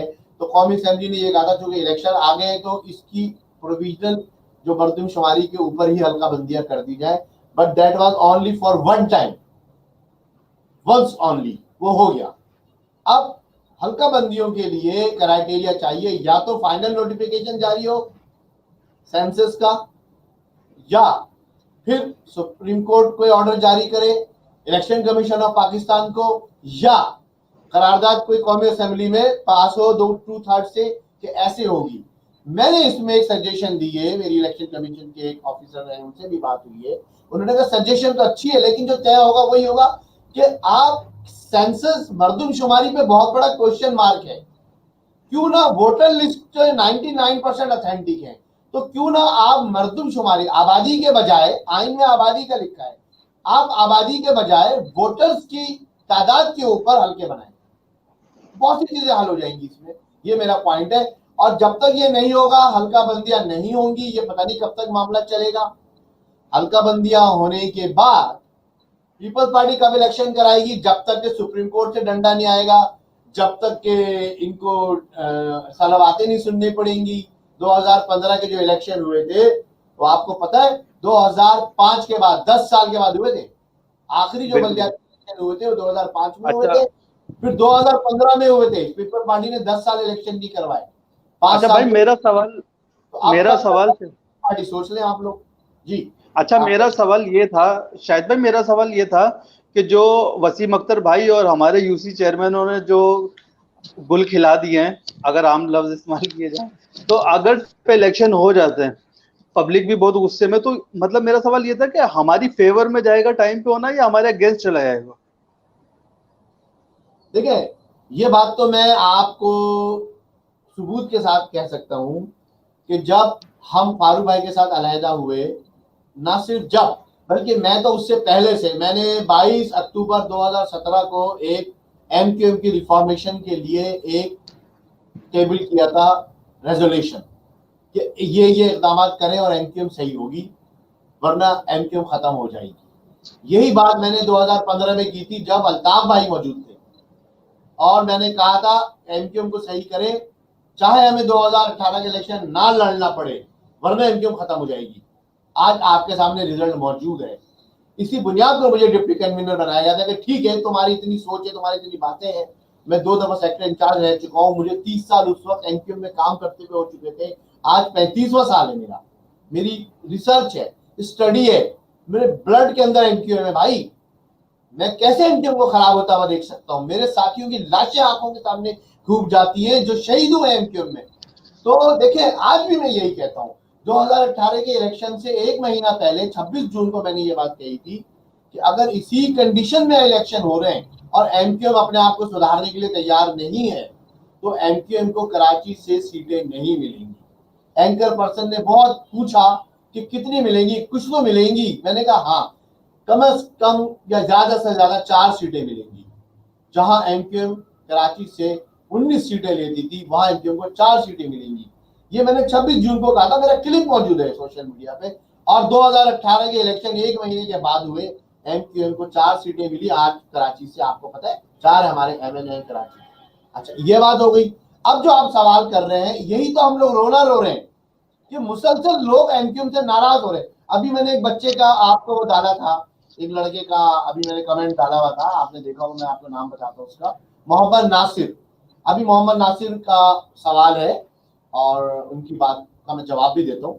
तो एमक्यूएम जब तक सही नहीं होगी, एमक्यूएम को लोग वोट नहीं देंगे। लोग नाराज हैं, यूथ हमारे हाथ से निकल गई है, यूथ को पता ही नहीं है क्या एमक्यूएम क्या है। देखिए, एमक्यूएम को सही करने के लिए बड़े बहादुराना फैसले करने पड़ेंगे। जो एमक्यूएम की बर्बादी के जिम्मेदार हैं, उनको कठेरे में लाना पड़ेगा। चले, मैं कहता हूँ सजाएं नहीं देते हम, कठेरे में लाकर केस तो चला सकते हैं कि आपने एमक्यूएम में ये किया है, गलत किया है, एमक्यूएम बर्बाद हो गई। आप देखिए, हजारों लोग शहीद हो गए, कारकुनान यतीम व यसीर हो गए, असीर हो गए, चंद लोग अमीर व कबीर हो गए। तो ये तो लोग देख रहे। कराची का जो वोटर है वो बहुत पढ़ा लिखा वोटर है, पाकिस्तान का सबसे बाशऊर वोटर है, बेदार मगज वोटर है। तो बेदार मगज वोटर कैसे आपको वोट देगा यार? आप देख लें 2018 के रिजल्ट उठा के, अभी इलेक्शन हो जाते, आप काउंसिलर की सीट भी नहीं जीत सकते भाई। काउंसिलर की सीट, यूसी चेयरमैन नहीं आ सकता आपका, बंदर बाट हो जाएगी। हमारे लोग तो शायद बुजुर्ग तो बहुत सारे मुझसे मिलते, कहते हैं हम वोट नहीं देंगे। एमक्यूएम को सही करो। हमारे पास ये वाला टाइम है, जिस दौरान बल्दियाती इलेक्शन होंगे, इस पीरियड के अंदर हमें एमक्यूएम को सही करना है। जिन्होंने एमक्यूएम का बर्बाद किया है, उनको टांगना पड़े तो टांग दो, उनको नैब गिरफ्तार कर ले। हमें किसी की सपोर्ट नहीं करनी चाहिए। अभी भी जो लोग गिरफ्तार होंगे करप्शन में, चाहे वो मेयर हो, चाहे वो डिस्ट्रिक्ट मेयर हो, चाहे वो यूसी चेयरमैन हो, एमक्यूएम को उनकी सपोर्ट नहीं करनी चाहिए।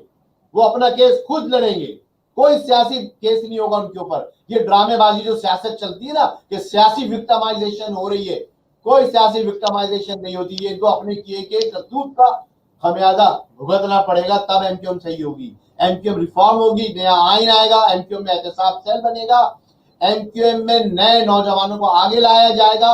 एमक्यूएम में जो आज तक एमएनए एमपीए बने दोबारा उनमें से एक भी नहीं बनेगा, सब नए चेहरे आएंगे, तब एमक्यूएम सही होगी। करप्ट एमक्यूएम को खत्म करके दफन करना पड़ेगा। ये मुस्तफा कमाल कहता है ना, एमक्यूएम को दफन करना होगा, एमक्यूएम के करप्ट लोगों को दफन करना होगा और एक नई एमक्यूएम को ऊपर लाना होगा जो कि हमारे बच्चों की शक्ल में मौजूद है। फारूक भाई बहुत कहते हैं यूथ को, इसलिए उनको पता है कि यूथ अभी फ्रेश है, इससे पहले कि वो करप्शन की तरफ जाए, गलत चीजों में पड़े, हम यूथ को ले आए। हमें सीएसएस में अपने बच्चों को भेजना है, अकेडमीज बनानी है, हमें कैडेट कॉलेजेस बनवाने हैं कराची में, अपने बच्चों को कैडेट कॉलेजेस में भेजना है, आर्म फोर्सेस में भेजना है, ब्यूरोक्रेसी में भेजना है। यार 35 साल में किया है किसी ने? पूछे ना। गवर्नर नवीद ने अपने भाई को डायरेक्टर बना दिया एंटी नारकोटिक्स में, कौम के बच्चों को नहीं बनाया। पूछे जरा एमक्यूएम के जो राब्ता कमेटी के लोग हैं, इनके बच्चे कहाँ पढ़ रहे हैं, क्या कर रहे हैं, मुल्क से बाहर हैं ज्यादातर। तो यार हम लोग क्या पागल है? कारकुन मरने मिटने के लिए, कारकुन गला काटने के लिए, कारकुन कस्मा पुर्ची की जिंदगी गुजारने के लिए? ये सवाल कारकुनों को करना पड़ेगा ना यार। कब उठोगे तुम लोग? निकलोगे, सवाल करोगे तो राब्ता कमेटी को। राब्ता कमेटी कहती है हमसे तो कोई पूछता ही नहीं है। मजे से डबल कैबिन गाड़ियों में, बुलेट प्रूफ बम प्रूफ गाड़ियों में गार्डों के साथ आते हैं, राब्ता कमेटी का ऑफिस से बैठते हैं, इससे लिफाफा मंगाया, उससे पैसे मंगाए, उसका प्रोमोशन करा दिया, उसको ठेका दिलवा दिया, बस उसके बाद घर चले गए। इनके घर वालों को इनसे पूछना चाहिए। मैं तो इनके घर वालों से कहता हूं कि आप अपने ये राब्ता कमेटी के वडेरों से पूछें, यार पूरा कराची बर्बाद हो गया, आप लोग इतने अयाशी से कैसे घूम रहे हैं, कैसे आप लोग पिकनिक मना रहे हो भाई? ये एमक्यूएम जब सही होगी, जब इनके घर वाले पूछेंगे, गली कूचों में कारकुन पकड़ के पूछेंगे, तब एमक्यूएम सही होगी, तब एमक्यूएम का वोटर भी वापस आएगा, तब एमक्यूएम एक पावर बनेगी। ये जो अभी नासिर ने सवाल किया था, मोहम्मद नासिर ने, बेटा मैं आपको बता रहा हूं, फारूक भाई ने पीएसपी के साथ जो प्रेस कॉन्फ्रेंस की थी, पूरी राब्ता कमेटी से इजाजत लेके की थी। राब्ता कमेटी में इतना दम नहीं था कि रोकते थे फारूक भाई को उस वक्त, क्योंकि मजबूरी थी, कोई प्रेशर था उस वक्त। फिर भी फारूक भाई ने हिम्मत की और जो बातें वहां जाके की, आपने देखा होगा मुस्तफा कमाल कैसा आपे से बाहर हो रहा था, इसलिए कि वो बातें फारूक भाई ने नहीं की जो मुस्तफा कमाल चाह रहा था। फारूक भाई ने वही बात की कि हम ठीक है जी, इलेक्शन में इत्तेहाद बना लेंगे, मर्जर हो नहीं करेंगे, हम अलायंस करेंगे, और पार्टियों से भी करते हैं, आपसे भी कर लेंगे। क्लियर कट बात थी। लेकिन उस बात को आमिर खान ने, इजहारुल हसन ने, सब ने इन्ना लिल्लाहि व इन्ना इलैहि राजिऊन पढ़ के ऐसा मलबा फारूक भाई पे डालने की कोशिश की जैसे कि अकेला फारूक भाई का किरदार था, ये उनका फेल था। नहीं, ऐसा नहीं था। मैं भी था उस मीटिंग में, हमने भी कहा था फारूक भाई ये फैसला गलत है, नहीं करे। फारूक भाई ने कहा तो बीच की रास्ता यही निकलता है कि ना हम मर्जर करेंगे, ना हम प्रेस कॉन्फ्रेंस भी नहीं करेंगे, ऐसा भी नहीं हो सकता। हम प्रेस कॉन्फ्रेंस करेंगे, हम उसमें अपना लाएमल पेश करेंगे कि हम अलायंस करेंगे। साफ बोला फारूक भाई ने, इसमें क्या बुराई है यार? अलायंस तो किसी के साथ भी हो सकती है, इसमें क्या प्रॉब्लम है? मोहम्मद नासिर साहब, जो आपने बात की है, जो आपका सवाल है, कोई गलत इस्तेमाल नहीं किया इख्तियारात का फारूक भाई। राब्ता कमेटी ने उनको मैंडेट दिया था, राब्ता कमेटी वहां बैठी हुई, अभी भी प्रेस कॉन्फ्रेंस आप निकाल के देख लो, पीछे ख्वाजा इजहारुल हसन खड़ा हुआ है, अबू बकर खड़ा हुआ है, शकील बैठा हुआ है। जो राब्ता कमेटी है उस वक्त की सारी फारूक भाई के साथ तो खड़ी हुई है यार, फारूक भाई अकेले थोड़ी गए थे। तो आप चीजों को डिस्टॉर्ट नहीं करें, एग्जेजरेट नहीं करें, चीजों को सच बोले। जो डी कैरेक्टर की, जो असैसिनेशन की जो मुहिम चलाई है फारूक भाई के खिलाफ, वो मुहिम यही है। कामरान टेजोरी भाई का जो ये आपने लिखा है, ये सारे कामरान टेजोरी भाई के घर जाके दावतें खाते थे। आमिर खान, खालिद मकबूल सिद्दीकी, ख्वाजा इजहारुल हसन, फैसल सब्ज़वारी, अमीनुल हक, सारे लोग, इनकी बेगमात जाती थी उनके घर। अब वो शख्स बुरा हो गया जब उसने मेयर से हिसाब मांगा। क्यों मांगा? कि उसको वजीर आला ने व्हाट्सएप किया कि यार ये 9 अरब रुपए तो सिंध गवर्नमेंट के, लोकल गवर्नमेंट के अकाउंट में ट्रांसफर हो चुके हैं मेयर के पास। ये उसकी ट्रायल, जो ट्रेल होती है ना, ट्रेल, उसकी ट्रेल है, मनी ट्रेल, ये ट्रांसफर हो चुकी है। मेयर से पूछो अपने। तब हमने मेयर से पूछा, फारूक भाई ने पूछा, उस वक्त 9 अरब रुपए का हिसाब था। आज तो वो 50 अरब रुपए खा गया। उस वक्त खड्डा हो गया। उस वक्त किसी ने नहीं बोला यार मेयर को हिसाब देना चाहिए, फारूक भाई सही कर रहे हैं। उस वक्त क्यों नहीं बोला आप लोगों ने? नहीं बोला, आज भुगतो, खा पी के चला गया वो, अब उसको पकड़ो, नैब उसको पकड़े, उसको मुल्क से जाना नहीं चाहिए। मैं तो कहता हूं उसका नाम ECL में डाला जाए और राब्ता कमेटी उसके खिलाफ एक्शन ले और राब्ता कमेटी बैठे, इजलास बुलाए, जो भी रिजर्वेशन है, जो भी बातें बैठ के करते, क्लियर करते, कौम को इस मुसीबत से निकालते हैं। भाई हम एग्री हैं जी। अच्छा शाहिद भाई, एक चीज ये है कि ये जो हमारे जो इतने बड़े रहनुमा होने के जो दावेदार हैं, खालिद मकबूल, सिद्दीकी भाई, आमिर खान भाई, तो ये इंट्रा पार्टी इलेक्शन से क्यों इतने खौफजदा है? किससे? इंट्रा पार्टी इलेक्शन से? जी जी जी, करवाए ना इंट्रा पार्टी इलेक्शन, क्यों नहीं करवा रहा है? देखिए खौफजदा होने की वजह क्या है इनकी? तो इंट्रा पार्टी इलेक्शन तो ये डमी कराएंगे, जैसे भी PSP ने कराया है ना, जी वही टाइम खानी सदर, मुस्तफा कमाल चेयरमैन, 22 रुकनी PSP की कमेटी बनी है अभी 2 दिन पहले। वो जी, कहते हैं इंट्रा पार्टी इलेक्शन हुआ है। भाई कौन सा इंट्रा पार्टी इलेक्शन? UCO में करवाया आपने? आप UCO से तो करवाओ, पहले मरहले में UCO से, टाउन से करवा के लोगों को ऊपर लाए, फिर मरकजी करवाएं। इंट्रा पार्टी इलेक्शन ऐसा होना चाहिए। ये क्या सबको बुलाया, वोट डाले, क्या कौन देखने वाला है भाई? कौन है इलेक्शन कमीशन आपका? कौन सी अथॉरिटी ऐसी है जो न्यूट्रल बैठ के देख रही है आपका प्रोसीजर सही है या गलत है? 22 रुकनी कमेटी जिसमें से 21 अफराद जिम्मेदार है, मुख्तलिफ ओहदेदार, वाइस चेयरमैन 4, ज्वाइंट सेक्रेटरी 4, नाइब सदर 4, फाइनेंस सेक्रेटरी, नशर सेक्रेटरी, ज्वाइंट नशर सेक्रेटरी। 22 अफराद में से 21 अफराद ओहदेदार है, एक मेंबर है बस बेचारा उसमें। यार व्हाट इज दिस नॉनसेंस यार, अब पागल समझते हो लोगों को तुम लोग। ये भी करवाएगा आमिर खान, हम हाथ मलते रह जाएंगे। इंट्रा पार्टी इलेक्शन तो जब होंगे जब एक MQM होगी, तब होंगे। हम फारूक भाई जो इतने सारे हजारों कारकुनान टाउन्स में है, और इंट्रा पार्टी इलेक्शन पहले UC का होगा, टाउन का होगा, डिस्ट्रिक्ट का होगा। जब तमाम इलेक्शन कंप्लीट हो जाएंगे, एक इलेक्टोरल कॉलेज ऑटोमेटिकली डिफाइन होगा, वो इलेक्टोरल कॉलेज वोट डालेगा। इलेक्टोरल कॉलेज भी डिफाइन नहीं है MQM में, तो अभी कहा है कि इंट्रा पार्टी इलेक्शन, ये सब करना पड़ेगा साकिब भाई जी। फिर इसका मतलब है ये तो नहीं करवाएंगे? नहीं, इनको करवाने भी नहीं देंगे हम जब तक ये वहां बैठे में। इनको चेक करने वाला कौन है? ये तो वही करेंगे, आमिर खान कन्वीनर आ जाएगा, खबर नबी डिप्टी कन्वीनर आ जाएगा, सीनियर डिप्टी कन्वीनर आ जाएगा। मुझसे रिजल्ट ले ले अभी आप मुझसे रिजल्ट ले ले। अल्लाह ताला हमारी जान दवा दे बस इन लोगों को। आमिर खान कन्वीनर आएगा, खबर नबी सीनियर डिप्टी कन्वीनर आएगा, या इन दोनों में लड़ाई होगी तो ये ओहदे ऊपर नीचे हो जाएंगे। पाशा भाई जी पाशा भाई, अगर अब जो है हालात चेंज हो रहे हैं, अगर MQM भादराबाद वाले को ले लें और फारूक सत्तार भाई को ले लें, तो अगर अवाम के बीच ये दोनों जाएंगे तो अवाम किसको चुनेगी ये सब देख रहे हैं, ठीक है। बिल्कुल फारूक भाई बिल्कुल अवाम के बीच में रह रहे हैं, ठीक है, और अवाम भी वोट देगी तो फारूक सत्तार भाई को देगी। ये 8 का जो तोला है इनका इख्तिताम पजीर हो चुका है, इनका कुछ नहीं होने वाला। अगर ये अवाम के बीच जाएगी, वोट मांगेगी, तो अवाम इनको चप्पल से मारेगी। मार क्या रही है बाजी, कर- पिट रहे हैं ये लोग।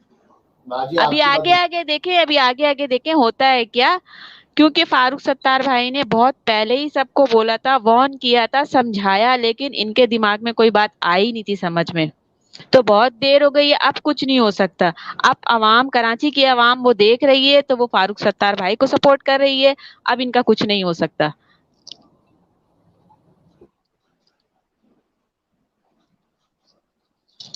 तो बिल्कुल रोजे रोशन की तरह आया है कि इसके पास कोई भी पॉलिटिकल फेस नहीं है, वैल्यू फेस नहीं है, नेशनल पॉलिटिक्स में कोई नाम नहीं है। आमिर खान को कोई नहीं जानता, 5 इदार व सूबाई हद तक है, और सबको पता ये क्या इसके मामला। पीपल्स पार्टी की ये बी टीम है। ऐसा सफदारी बेकार आदमी, शादियां करने से फुर्सत नहीं है, क्या अल्लाह माफ करे। अब आप मुझे ये बताओ, कवर नवीद को बात करने की तमीज नहीं है, बात करने नहीं आती है। मैं उसके साथ रहा हूँ ना बहुत अच्छे, में देखा है करीब से, बात नहीं कर सकता वो शख्स, वो गर्दन हिलाता रहता है और बस वो फुटबॉल की तरह घूमता रहता है। मैं आपको ये बता रहा हूँ, हमारी ये टॉप लीडरशिप है, अल्लाह माफ करे, हमारी ये टॉप लीडरशिप। खालिद मकबूल सिद्दीकी भाई एक फैसला नहीं कर सकते, एक फैसला नहीं कर सकते, कुव्वत फैसला नहीं है उनके अंदर। और उनको पता है सब ये फ्रॉड हुआ है फारूक भाई के साथ, उनको पता है उनकी बर्बाद हो रही है, लेकिन क्या है वो एमएनए उनके मजे आ रहे हैं, पार्लियामेंट लॉज, जहाज के टिकट, गाड़ियां, उन्होंने भी डबल कैबिन गाड़ी खरीदी है, पता नहीं उनको किसी ने गिफ्ट की है या खरीदी है, सवाल तो उनसे भी होगा। तो ये तमाम लोग करप्ट हो चुके हैं। इन तमाम लोगों के दरमियान फारूक सत्तार भाई जैसा चेहरा, मुस्लिम लीग नून, पीपल्स पार्टी, काफ लीग, फजलुर रहमान, जितने भी लोग फारूक भाई को फोन करते हैं, मिलने आते हैं, फारूक भाई से आते हैं, इनसे मिलने कौन जाते हैं? इनसे तो ये चूंकि पीटीआई की इस वक्त हलीफ जमात है तो पीटीआई वाले इनको मुंह लगाते हैं, वरना यही पीटीआई एमक्यूएम को बर्बाद कर कहती थी एमक्यूएम बर्बाद है। लेकिन अब क्या कर सकते हैं भाई, अल्लाह माफ करे। एमक्यूएम में लीडरशिप का फुकदान है, मैंने इसलिए तो कहा अब एमक्यूएम में लीडरशिप नहीं चाहिए, अब एमक्यूएम में सिस्टम चाहिए। एक सिस्टम डिफाइन होगा, उस डिफाइन हुए हुए सिस्टम के मुताबिक एमक्यूएम चलेगी। हर 2 साल 4 साल के बाद एक नई राब्ता कमेटी होगी। जब तक हमारे साथ फारूक भाई मौजूद है, फारूक भाई खुद कहते हैं मैं रहनुमाई करूंगा, मैं खुद आप लोगों को, नए बच्चों को ट्रेन करूंगा। हमारे पास भी ज्यादा टाइम नहीं है, एजेस हमारी इतनी हो गई है कि हम 5-10 साल के बाद आपको नजर नहीं आएंगे कहीं, तो इस दौरान हम एमक्यूएम को खड़ी करते हैं। एमक्यूएम खड़ी करके तो हम जाए यार, हमसे जाया भी नहीं जाता। घर वाले चीखते लड़ते, दफा करें यार, आप किन करप्ट लोगों से लड़ रहे हो? बच्चियां कहती हैं, बेटे कहते हैं, वाइफ कहती है, फैमिली कहती है, यार छोड़ के चले जाए। और फिर लोग पकड़ के पूछे यार आप में हिम्मत थी, आप क्यों चले गए? लगे रहते हैं यार, अल्लाह करता कुछ ना कुछ, ये सोच के यार लगे रहते हैं। एक बस दिल में अजीब सी कैफियत है, क्या कर सकते हैं। ये यार फारूक भाई का, फारूक भाई कहीं भी किसी भी पार्टी में चले जाए, उनको हाथों हाथ दिया जाए, नई पार्टी बना लें, इस इलेक्शन में नहीं अगले इलेक्शन तक, जैसे अभी रायमा बाजी ने बोला है, छा जाएंगे इंशाल्लाह। लेकिन क्या है, क्या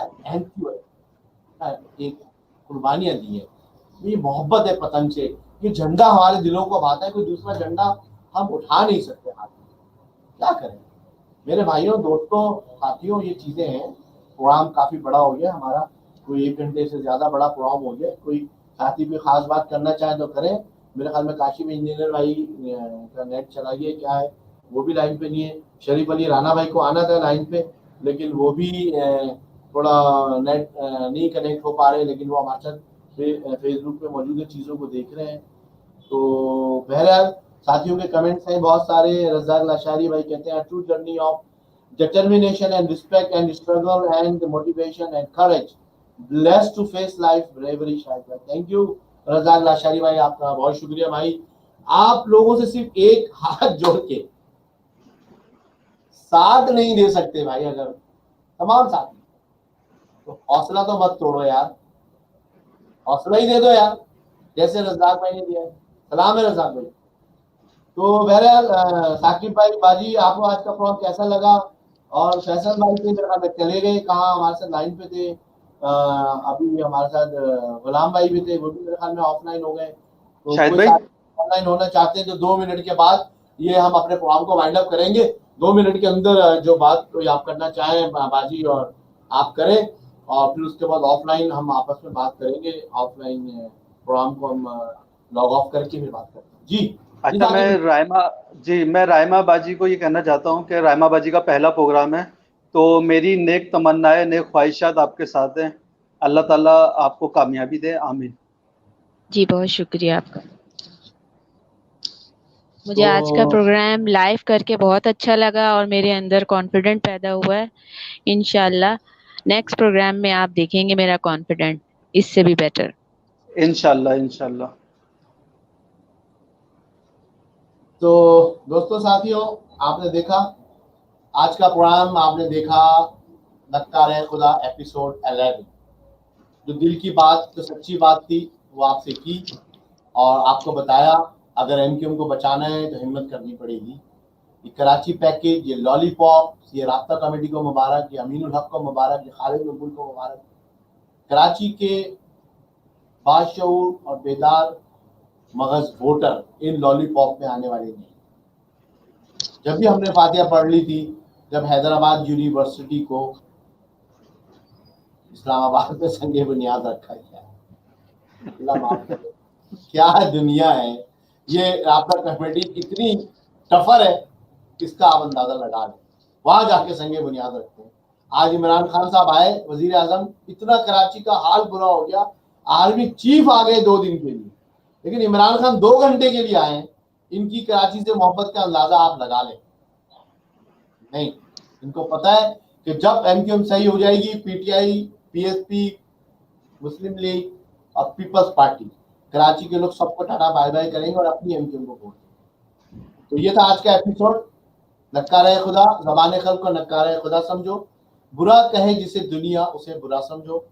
साइनिंग ऑफ फ्रॉम एपिसोड 11 नक्कारे खुदा, आपका होस्ट सैयद शाहिद पाशा, इस उम्मीद के साथ कि आप अपना बहुत ख्याल रखेंगे और उन लोगों का बहुत ख्याल रखेंगे जो आपका ख्याल रखते हैं। ये मुत्तहिदा पाकिस्तान जिंदाबाद। अल्लाह हाफ़िज़। अल्लाह।